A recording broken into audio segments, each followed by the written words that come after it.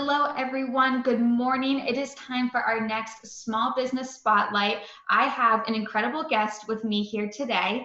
I want to introduce everybody to Deborah Vogt, who is the founder, mastermind, master woman of Connect2, which is a crisis navigation partner. How are you, Deborah? I'm good. Thanks for having me today. Yeah, absolutely. I am so glad that we connected over the summer. I forget exactly how we did. It was through some networking source, and Deborah has just been, it was Women Who Work. You were a member, and we so appreciate your early support and being an early founding member. And Deborah has been an incredible resource to me. So I just want to say thank you for that as well. My pleasure.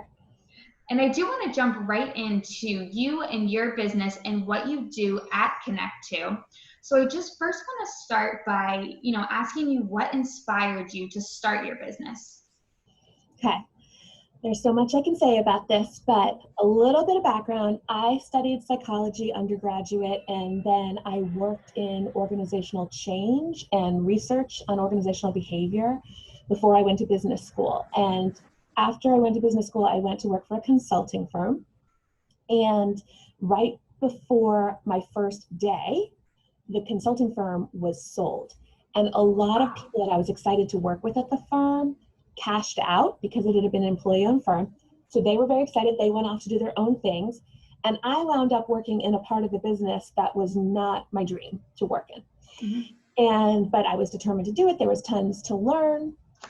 And in that first client experience that I was spending a lot of time in New Jersey working ridiculous hours, as consultants often do.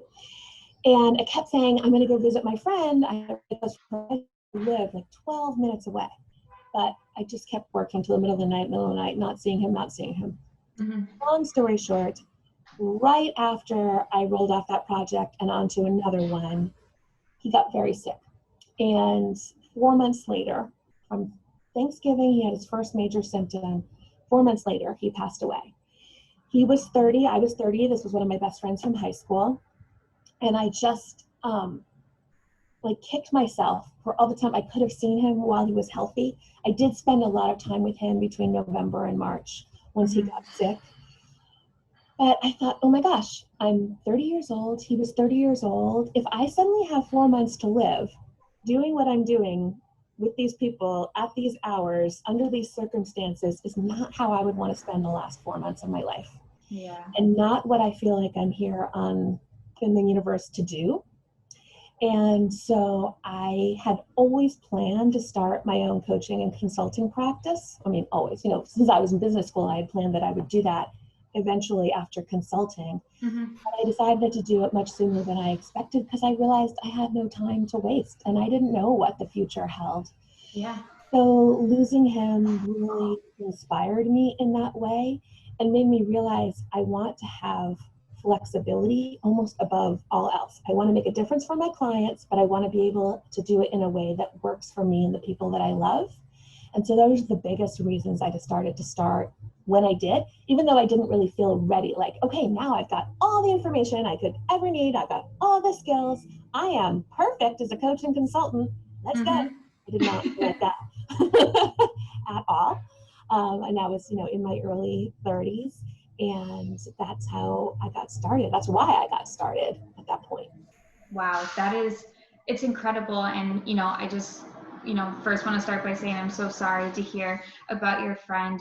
All too often we hear of people taken just far too soon.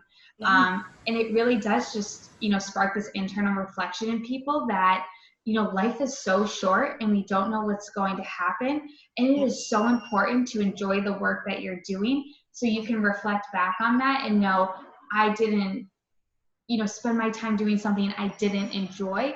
And you look back with this just deep satisfaction on your life and what you've done. And unfortunately, it just sometimes takes some of those traumatic events to bring that about.